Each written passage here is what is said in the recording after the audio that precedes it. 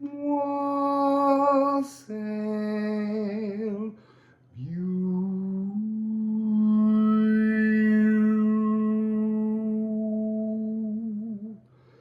beautiful people. So, had my visa. We're going to Laos on the Plain of Jars tomorrow for about 24 hours on a bus, sleeper bus, not a pod, a little bit more legroom hopefully to fit me in. So we're doing pick a lacquered patriarch. We're not picking the patriarch, we're picking the lacquered wooden carving and the creativity that went into making it in 1794. So I would say look at the history of your own country or your own origin country for 1794. In Vietnam, 1794 was the middle of a civil war, and so this is very much about breaking patterns that keep repeating. So it'll be interesting to see what happens. In these readings, I have no idea where any of them are going, but that excites me. So I'm going to show you the 4 wooden lacquered. They're gorgeous. Can I just say they're life size? They were huge. And there was such a wondrous, I want to say a wooden peacefulness coming from them. They were just the most gorgeous sculptures, absolutely wonderful. So have a look at the 4 patriarchs and then we'll see what readings come out of them.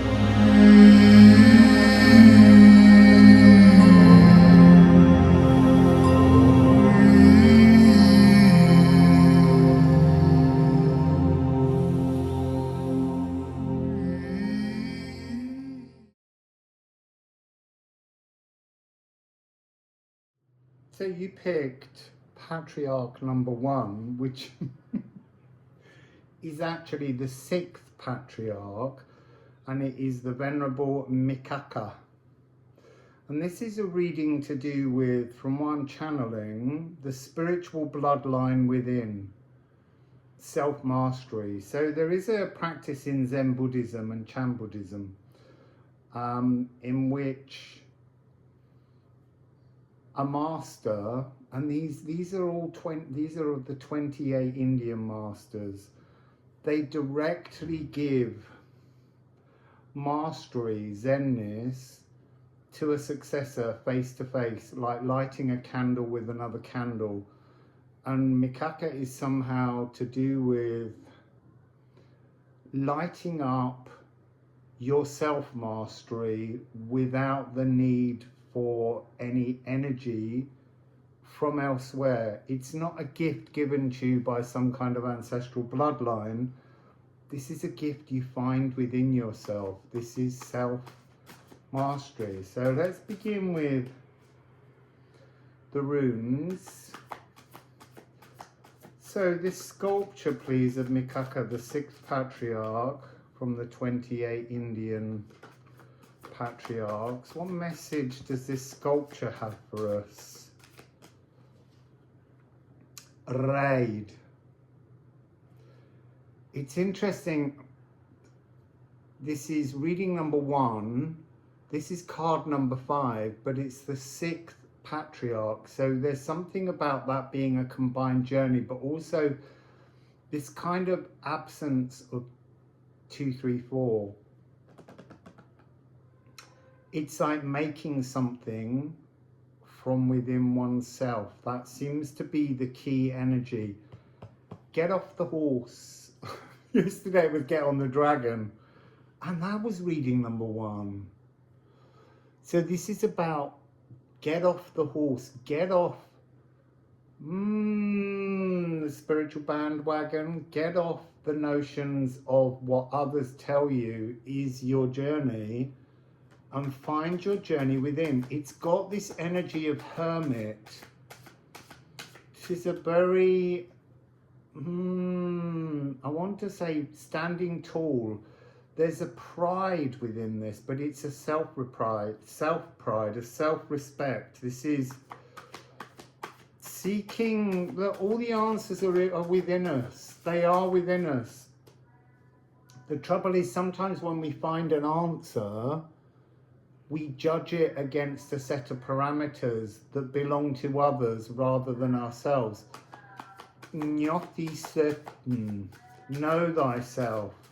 Know thyself. You know all you need to know. You know how to shine your... You see, I'm so trying to avoid the semantics of things, words that we've come to have, like authenticity. What is authenticity?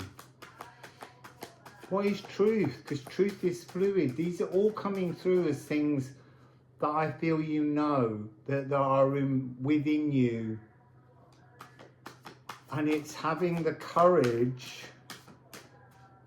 to stand in your truth. You've got Mona, recognize that your emotional song, the songs of the patriarchs, there's something about Buddha and the Golden Lotus.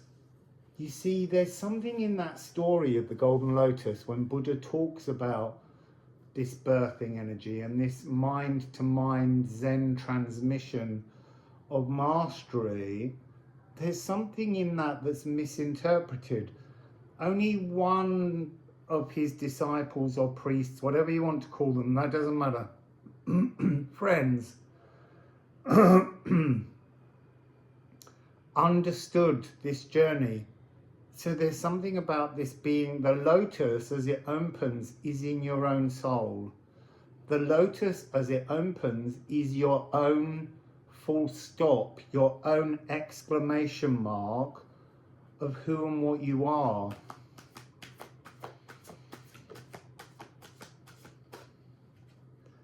Interesting, you see, this is like, it's the water meadow, it's in. When your emotions within you are no longer being played around with by the moon cycles, when you journey inside yourself enough, you get your own saturated sacral in which your own, it doesn't even need to be a lotus flower. It's when you blossom, it's when you bloom, because you know you've made space, room to bloom in your own fashion. Dedicated follower of fashion will never get there. It's something to do with creating your own water meadow within, and that being the energy that blossoms and blooms outside of you. It's fascinating. I've been a little wary of doing these readings because I'm not tuning into the patriarch. Again, I need to remind you, we're tuning into the sculpture, the creativity in 1794. This is so interesting. This is talking about the mirror within, understanding your own reflection, being totally zen. This has got some kind of connection, plane of jars, emptying. I want to say there is this energy of the jar being filled with emotions, with how you feel about life, and this energy of it. You see, that, sorry, I need to say we've got 3, 9, 6, 3. Your inner divinity is your outer transmission, frequency, projection. It's you blossoming, you blooming, but there is an energy here. The mirror is your dragon, your divine self. So let's just get some musical alchemy. So ride the moon. That's what we've been doing, riding the moon. But it's a journey to recognize and ignite the water meadow of your embraced mirror. Until you can embrace the mirror within, the truth of who you are in this moment. And it could be your mirror's a bit dusty and needs cleaning. That doesn't matter. Find the mirror, find the true you within the landscape of your inner world. Gemini. So Gemini is the tunnel, and this is the atomic blueprint. This is your holograph musical score. This is the manuscript paper on which you are writing, you are composing, you are weaving. You see, I want to say word wizardry because you're writing it in words. It's like keeping a record, an akashic,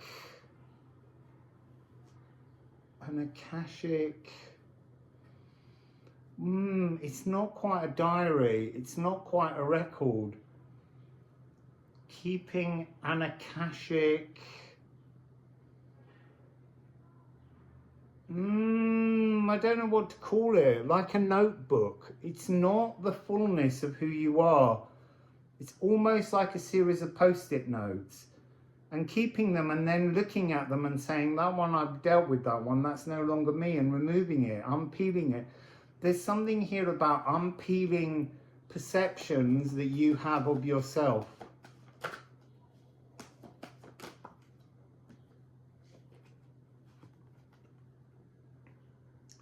Aries, this was in Dragon 1 yesterday. This is very much linked to yesterday's Dragon 1 reading.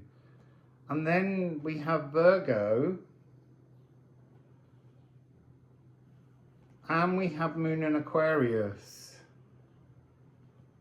So what I'm going to say is there's recognize you. Action you. So this really is about looking at your true lantern within, the true mirror inside yourself, and just allowing that inner aether inspiration to forge room for a new cosmic tune inside you. And then the water meadow blooms as you condense down and distill and concentrate and focus your personality, your modus operandi, your how you feel about you in the world you live in. Concentrate it, focus it, condense it down. Seek and sort what the post-it notes you need to move forwards. And then this Ophalagu with the moon in Aquarius,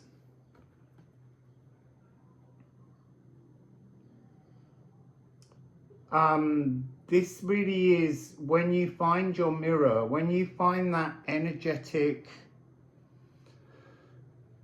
you see, I want to say absolute, but it's an absolution.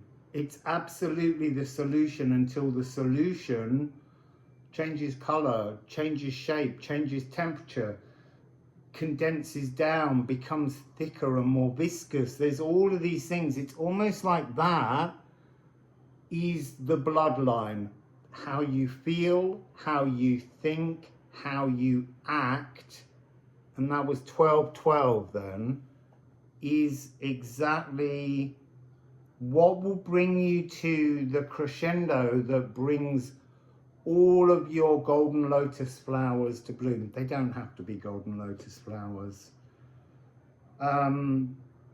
This is about hearing the soul's heart. So that seems to be the message. It's ending with this energy where the statue wants to say, you have planted emotionally deep, beautiful seeds that have already rooted, and they're now growing up through the emotional quagmire, and they're breaking through the surface to open into the lotus flower, the golden lotus flower that is your own self-discovery, not a gift given to you by another.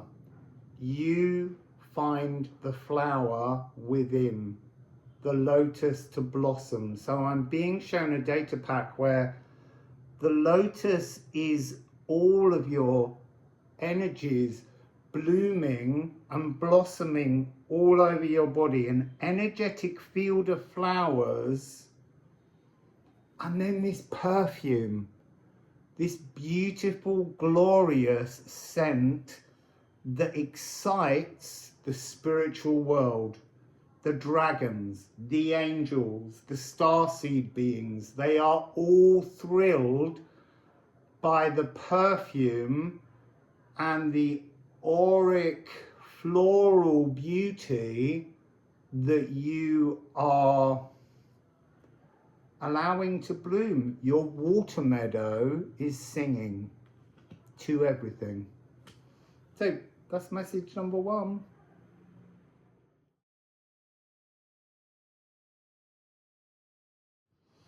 So you picked Lacquered Patriarch.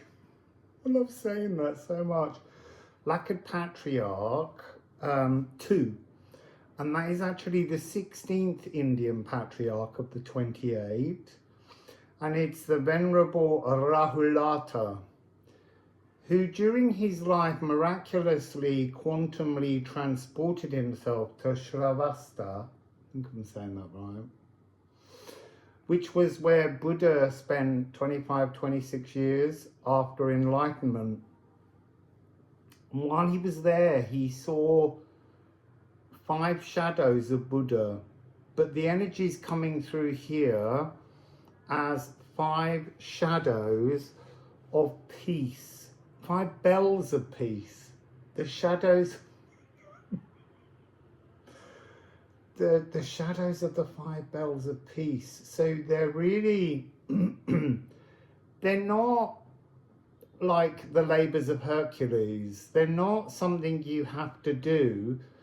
They're frequencies that we have to drink, absorb, become, flow with, as far as I'm aware.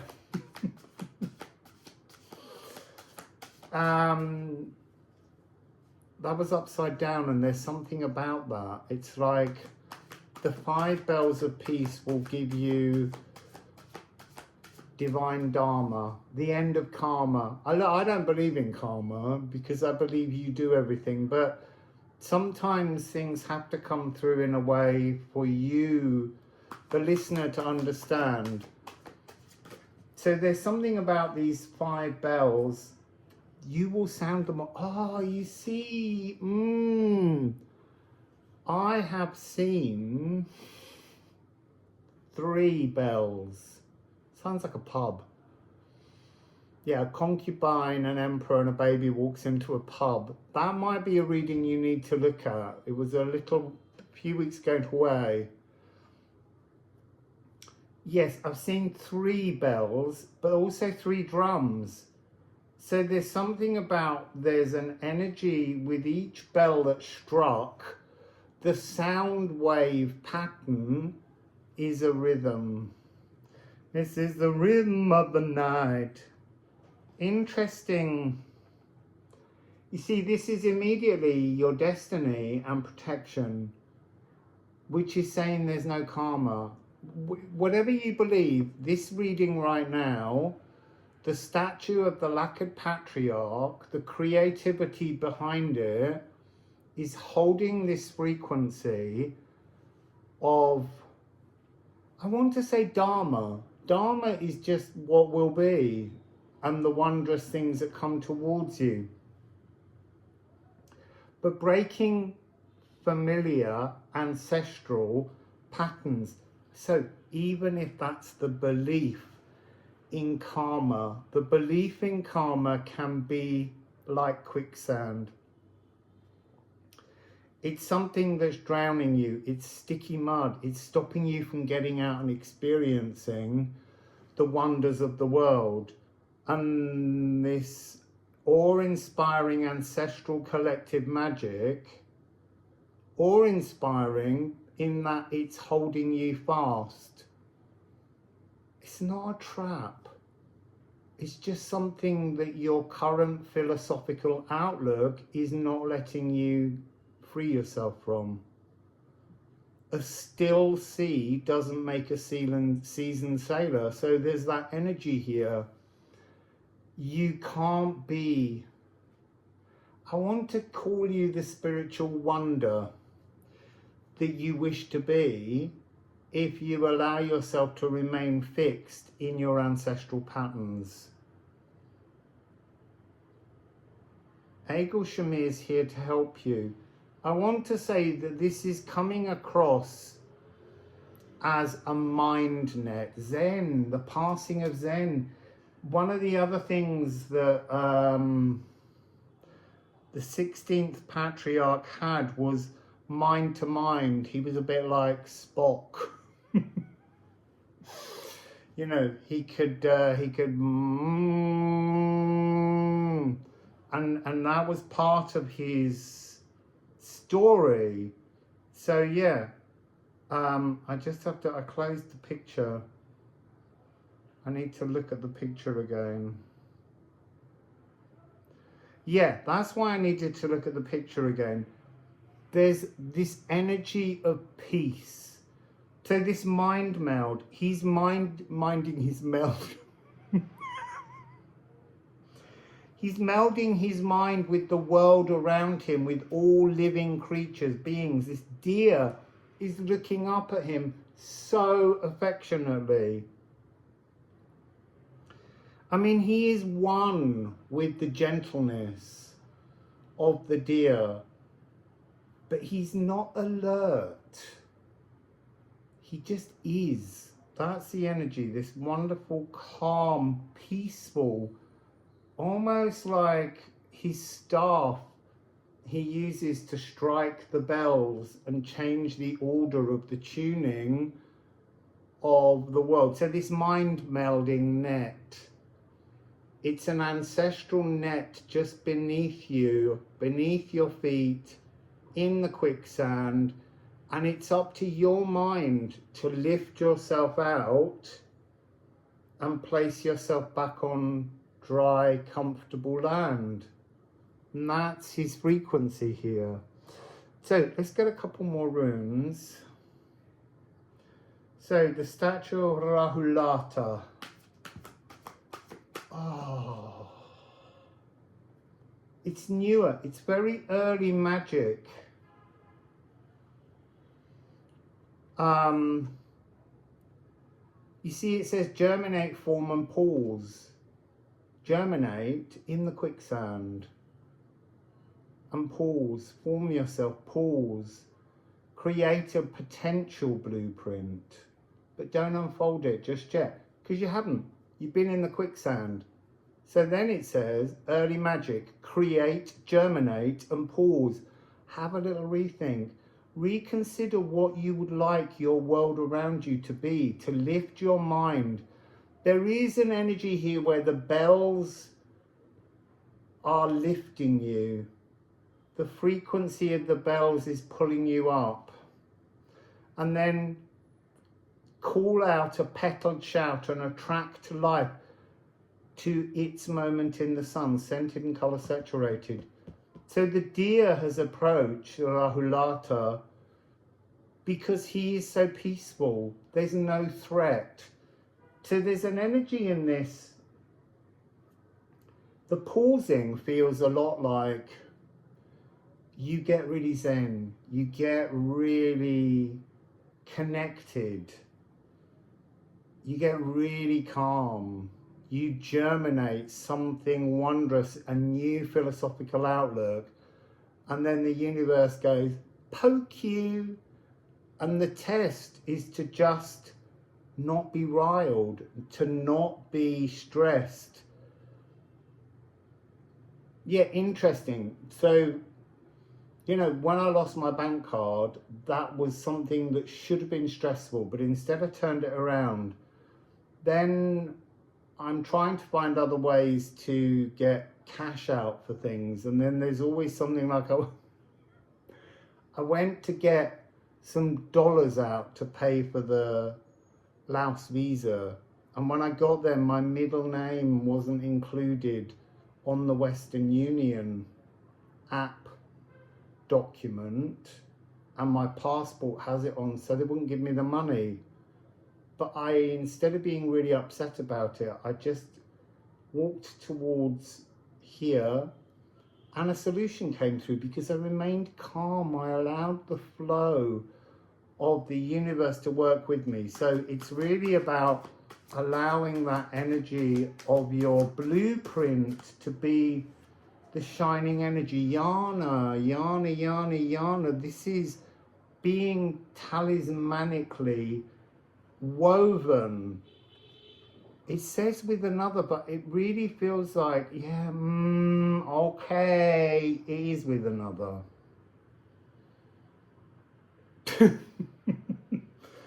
But that's not going to happen until you get to your Rahulata Zenness. You've got to become one with you. You've got to lift yourself out of that quagmire. And then all kinds of wonderful things can come towards you. So we have Pallas Athena.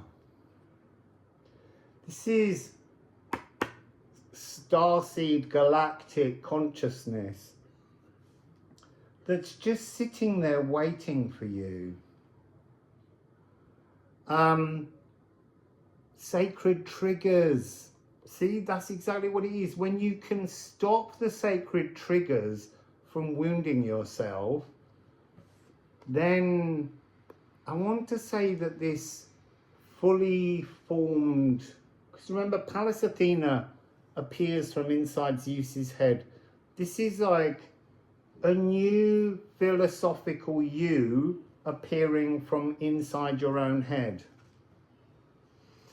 And that's really fascinating, because then we have this frequency of Ophiuchus, the bolt from the blue, the unexpected moment, the snake wrangling down to planet Earth.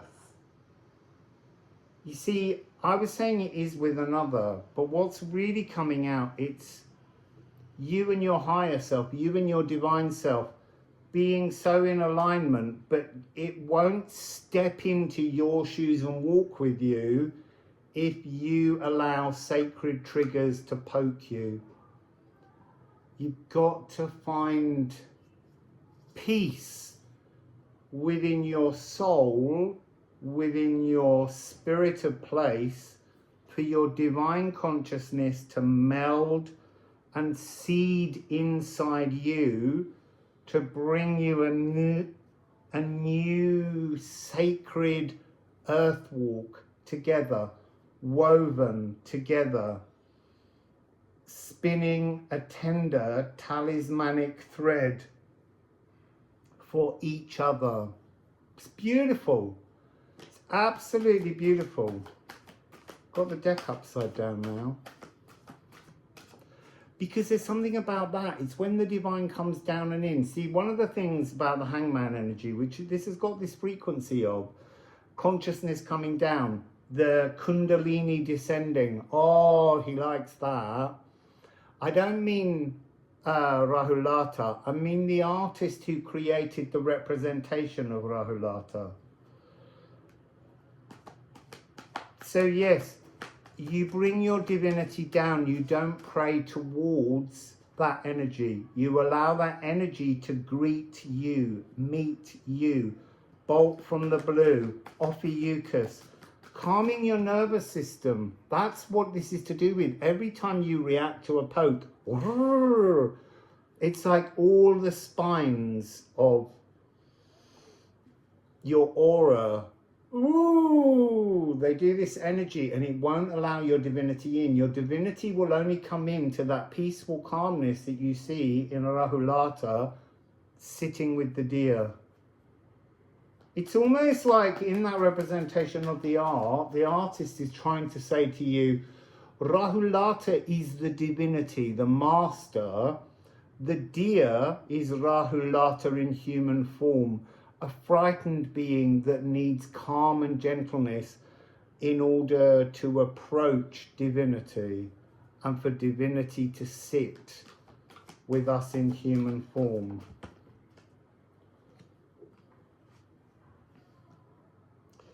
So we have Make, and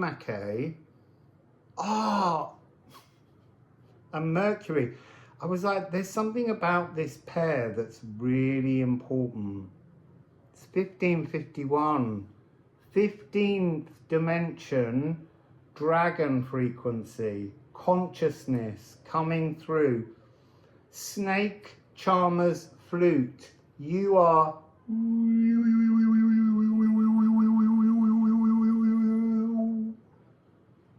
calling down with those 5 bells.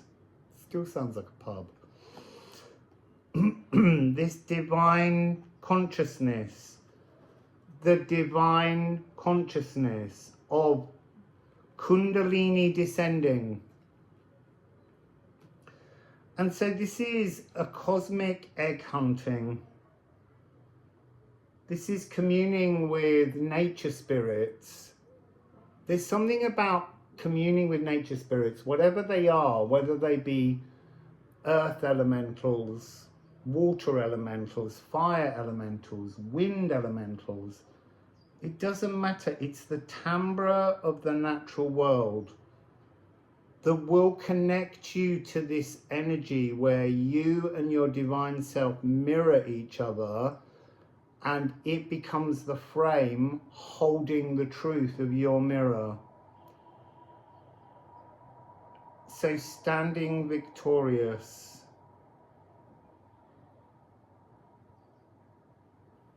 Tempered, calm, even, and charming. And it channels a kind of regenerative youthfulness. It's Akashic remembrances that will always be truthful to you. So wow, peace in the organic spaces around you. Also, a nice cup of iced tea, hot tea, whatever you need. There's something about the ceremony of tea, the sharing of the taste of the tea with your divine higher self. That's beautiful. Wassail.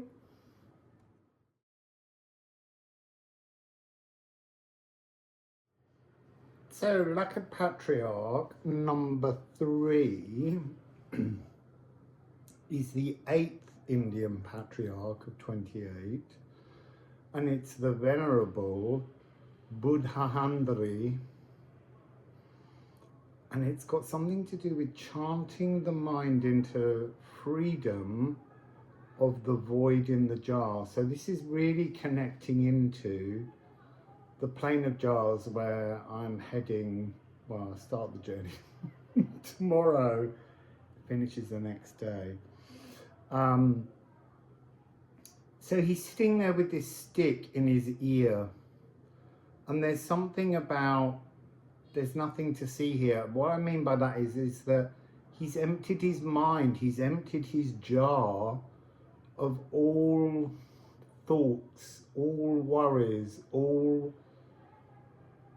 you see, I wanted to say all possibilities, but all the possibilities are now available because there's no longer any reflection of the past or desire of the future.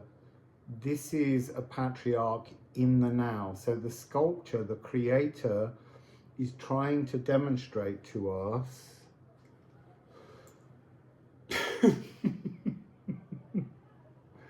the emptiness of Zen, Chan Buddhism. So let's get some runes to go into the sculpture and see what the sculpture is also trying to communicate with you.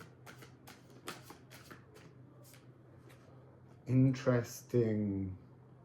Towardness and sigil. You're moving towards life force. Your life force being that jewel pinned on the sky of your now moment, which gives you possibilities beyond imagination coming in towards you. So this is future life force that must unfold and flow in its most natural form. There's a huge sense of the laughing Buddha, the joy of the now, being certain that the future pathway is every step you take right now. So you've done the work, you've released the shadows. You see, that's the other thing that's really fascinating. I'm not taking those two, it's 21 and 22 flowing into the water meadow. Each of these readings, whatever precedes it seems to be part of what comes after. So whether you go backwards and look at other readings to put things in place, I don't know. But there's a connectivity between all four. It's that passing on of the Zen mind, the inheritance. So yeah, walking into the future, and the future is almost both unbirthed and mapped. That's interesting, both unbirthed and yet mapped. It's the embroidery that the Norns give us in Norse mythology. We've got Mona. The moon is a very important energy because the moon is about being rattled, being pulled, being tidal, being over emotional, being caught in the lunacy of the moon, and then switching, emptying the vessel, removing everything from the mind. See, the universe is mental, but not mental as in chaotic. The universe is a Zen, actual calm. It is the eye of the storm that you are moving with. You are moving into your now without any worries. Good for you. And then again, this is connecting to the first reading, the journey. There's something really important about keeping a lid on the chaos, holding the chaos at bay, being fluid, being able to ride and recognize only the now. So that's really the message. Only now matters. Let's get musical alchemy.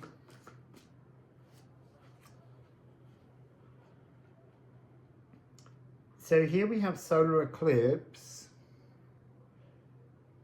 It's a galactic opportunity. The galactic opportunity that you need to grab is the now. We're going to now. And Jupiter, I'm getting this very strong energy of Rahu in Indian cosmology. The constellation that is connected to the pull and the push and the pull and the push and the twist of eclipses. So there's something of the eclipses. So yes, I can say to you that you've just gone through 121 solar eclipse, and then Saros 131, 133, I'm muddled there. That was on the 3rd of the 3rd. And I could also say to you that the next one coming is the rogue one, 126. But it's kind of saying to you, in this moment right now, the eclipses don't really matter because you are being carried on an eclipse chariot into the great cleansing of emptying your mind of worry, emotions, fears, joys. Just empty everything and sit in the space.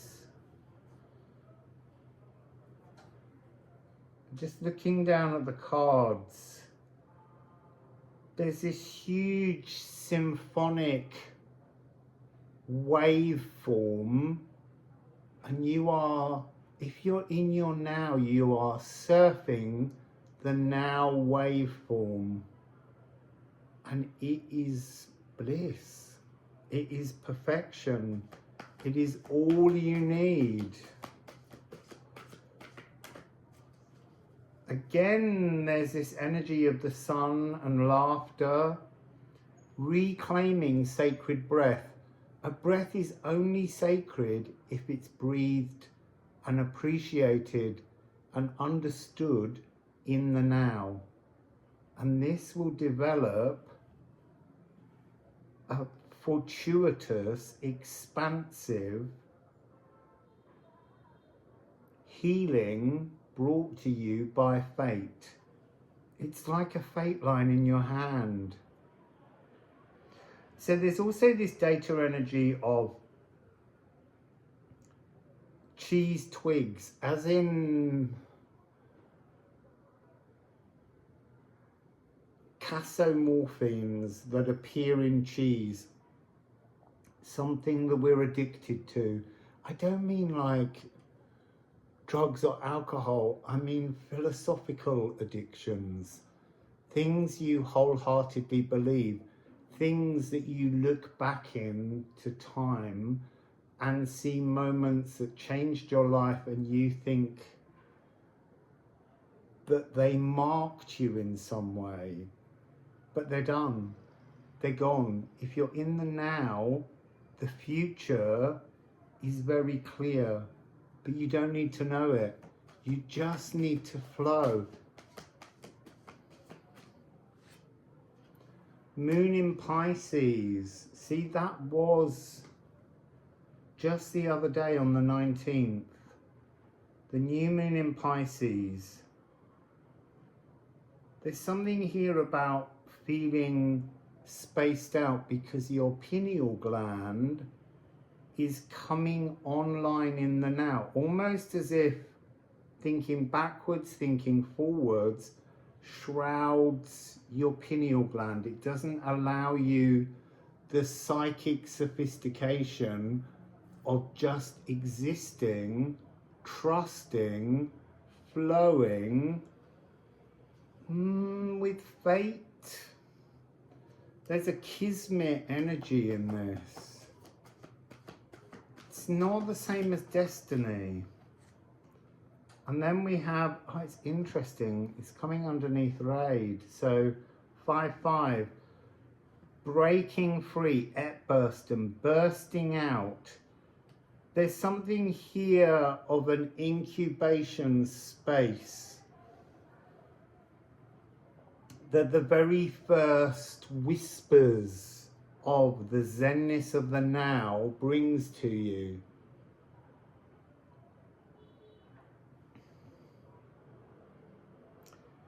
Extracting essential components. Oh, look, and now I've just noticed there's this huge alignment in the now. These two are below each other, Moon in Pisces and the Moon, and they are both 39-39. So that's an inner divinity ringing within you. There's not going to be any others, but it's interesting how there's an energy of 3-2-16-8-5-20. Like there's a whole series of confusing, non-aligning mathematical numerology, and then suddenly this alignment, everything begins to match. I would say this has got something to do with the nodes moving. So this is about July this year, when the nodes will be in Aquarius and Leo. Aquarius being North Node, Leo being South Node. I am playful. So this is something of the laughing Buddha energy that's coming through this sculpture. So it's worryless. Become worryless. Don't allow worries to trigger you. No sacred triggering. And that was in the last reading. Radiance will light your path ahead. This is this energy of the sigil, the sun, the life force. There's something of a fanfare heralding the life force. It's a bit like Triton blowing the conch shell and announcing the arrival of Poseidon. This is like a spirit team, your guides, starseed family, ancestors, all blowing trumpets, conch shells, banging drums, ringing bells, making noise, almost a vibrational chaos that they create, because everyone will feel amazed at how when you step into the chaos, your life force soothes, dampens, and incubates a softness, a playfulness, a joyfulness. That's what's really coming through here. This ability to calm all situations by the very nature of your frequency. You have awoken, waken. This is to wake up. See the soft rays of sun that shine on the living Midgard. The living Midgard is you. You are the soft rays of bliss shining in the world. Stepping sweetly, softly, and serenely with joy, with laughter, with playfulness. It's absolutely gorgeous. And then look, vitriol, before sound, didgeridoo, before all the chaos, there was peace, inner peace.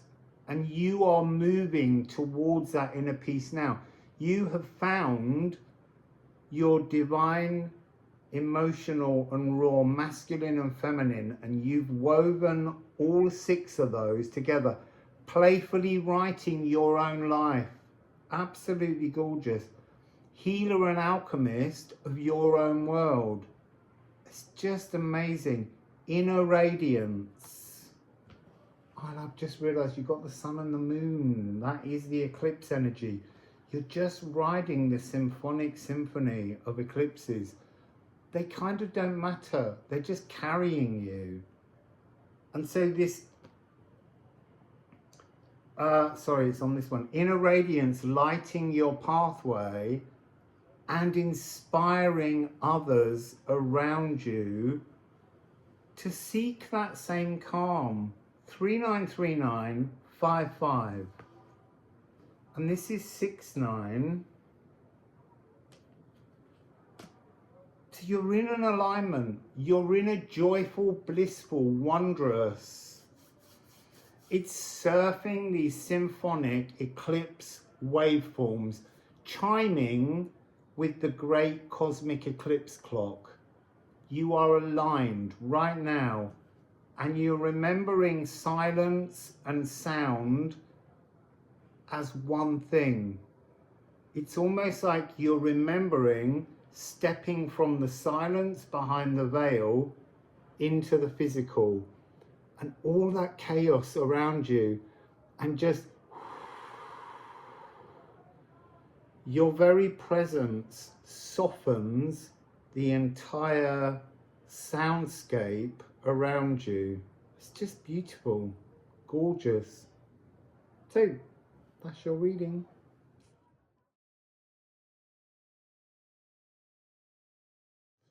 So you picked Lacquered Patriarch, the sculpture of the 10th Patriarch, the Venerable Parshva. Now there are 28 Indian patriarchs, and this is not connecting to them, but connecting to the sculpture and the creativity that made it. So there's something in the frequency of this sculpture to do with the mastery of the mind's Dharma doors. So there's, in the data image, it's like there's a whole series of doors that have been blocking your mind. People would call them karma, but this is just opening your mind to new philosophical possibilities, and that will free you to flow into your dharmic truth, your dharmic inheritance, your dharmic absolutism, like a frequency that can't be shaken. So, Parshva was supposedly in his mother's womb for 60 years. Ow! Makes her like 80 almost. Anyway, he comes out a bit like Pallas Athena, full head of white hair and a white beard, although he hasn't got them in the sculpture, interestingly. I've got them. not the hair on my head. So there's something about being ready, being unfolded, being being now, and that was in the last reading. All of these readings have got connections. They've got the connectivity of the mind meld of the Changzen Buddhist tradition. Interesting, I've picked up a different deck. Well, I picked up the Musical Alchemy deck. So let's see what this sculpture would like to share with us. So, Hygeia, holistic gut love. This is a wholeness, this is a nowness. The harmony of the mycelium. There's something here about waiting for linear time, not divine timing. Let's take that out of the equation, but looking for the highest physical fungal mind, the fungus among us, the harmony of the mycelium, to bring about the correct cradled linear comfort. So this idea that he was in the womb for 60 years, no, it took him 60 years, took him a long time, took took him a long time to gather all of the material as he passed through the cave system here. There's something to do with cradle of civilization, and that can go both forwards and backwards, but there's a very civilizing energy in this sculpture and in you. That kind of Chiron energy, the wounded healer that soothes the nervous system and helps to heal the heroes, soothing their nervous system. There's a teacher energy in this. Teaching philosophical outlook as a preventative medicine.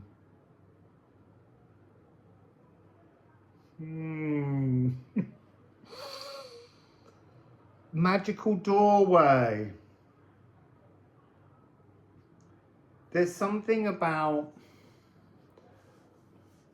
well, a wellness through diet, but by dietary diversity. That, you see, there is a question that keeps coming through, which is, who said restrict the things you eat? Why is that wisdom? If God made all things, if Source made all things, if Buddha made all things, whichever form of source you want to look at, then why would one thing be more toxic than another? Why should there be one thing? Is it to do with a kind of waggy finger temptation? I said you shouldn't eat that, which goes right back to the Adam and Eve stories. I said don't do that, and yet eating the apple was the very civilizing energy that allowed ignorance to be upgraded to understanding, to knowledge. So that's part of the energy that's coming through here. And the rainbow kiss ending a storm, that's the birth. It's almost like tearing up the rule book inside the cave before being birthed. That's the energy of this creative sculpture. And then we got Sappho, pulsing with passions, electrifying wordsmithery, and sensual serenading. It's a softening energy, speaking soft, sweet, singing sounds. You see, I want to say there's something of the lithophones. It's like the birth of music, the birth of pitch, the understanding how different frequencies react to different masses within the body. Why does the chest resonate on F and F sharp? Maybe because rib bones, lungs, and blood all create together that particular frequency when pushed into the soup, and not kind of frozen, but given solid form, it's an F and an F sharp. It's got something to do with beginning to understand pitch, frequency. Again, getting the energy of the plane of jars. There's something about the jars and the individual sounds. When we get there, we're going to sing into them and see whether they have similar pitch or whether they have diversity of pitch, because there's something here about diversity of diet, diversity of consumption, diversity of reaction. And then we have Jupiter, the great cleanser. Now, Jupiter on the 2nd will be on 1515. 15 degrees, 15 seconds of Cancer. There's a relevance to that. It was in the second reading yesterday. It came through later. There's something here about an expansion of cardinal emotions. So this is talking about an earlier quantum entangled moment that's now coming back as a pattern, but it's a pattern that's spiraling upwards and wider. So it started small and it's been growing higher and bigger. Each time it cycles back around, there's a cleansing, an expansion, and a refilling. You see, there's something about the Zen emptiness of the jars being refilled and then that evaporating into the world to create a quantum opportunity for humanity. Vast energy, open-hearted. It's kind of sky god frequency. Lightning bolts, striking oceans, striking lakes, the mixing of the power of the electrical muon with water.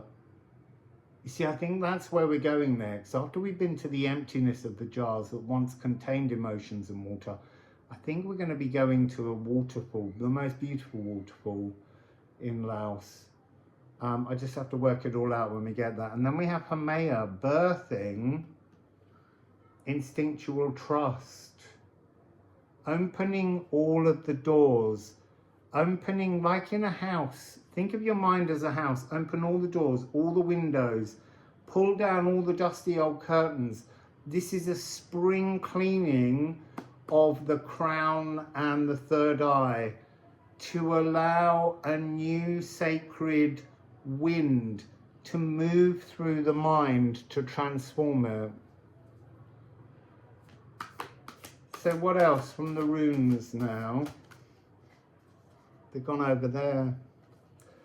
You see, it is interesting. Epburstone, that came as a 5 and a 5, Leo and the raid in the last reading. You see, each reading has a patterned link to the next. So this is the Epburstone, breaking free. That's also going into the energy of the third dragon reading to do with the narcissist fist that holds us. This is about taking off, firing our inner compass, our inner arrow, and landing somewhere new philosophically, thoughtfully, emotionally. And then waterfall. I literally just said we're going next after that to a waterfall.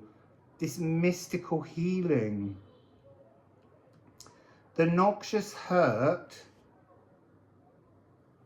of the narcissist is nomadic and will walk away. Whether it be you that walks away, them that walk away, or the memory or the feelings, you walk away. As sure as the waters wear the rocks, or rise through the trees as sap, create the clouds, or dance throughout our blood as sacred songs, samba, dance, with the cascading joy of water's ceaseless laughter. This is seeing the funny side of something that was previously sacredly silent. That beautiful electrifying wordsmithery, the lightning strike of Zeus, Jupiter, the great expansion of the emotional language, the cleansing, the purifying. You're getting all this coming to you. Oh, pick four. Pick four. Heimfeld. Everything being concentrated through you and coming out as a projection of movement. Was the golden path, the sap rising within you, a brand new feeling of being on a new timeline in a new spiral, full of bliss. Bottom of that deck, it said, look at the bottom of the deck, Regulus, in your element, new inner resonance, finding a new home, self-coronated, healed, living, sonorous. He said that's going back to the bells. All these readings, you can go back and look at them all. It may be this is where you're at, but maybe you go back for confirmation, or maybe that's your next step. I don't know. You will know your own way. This is fluidity. Creation aether guiding you. Truly fluid and ecstatic elation. Life is laughter with love in every moment. Oh, and on the bottom of the rune deck, hell, the returning light. Wow, it's the revealing light, because you're moving up a layer towards the golden path. The light is clearer, the light is crisper, the light is more joyous. Burn like hell brightly. You see, in that phrase there, burn like hell, hell in Christianity is named after the goddess Hel. But we put the devil in there, we put a man in there, because we couldn't allow a woman to be down in hell. She is hell, but she's a really amazing creature who returns the two most important things night and day to the world after Ragnarok. And this is that energy, burn like hell. You've got to change your philosophical outlook on how you perceive hell. Why not perceive hell as merely a place of shadows in which the light ignites and burns brightly? Wow, what an amazing reading from the full sculpture. Wassail.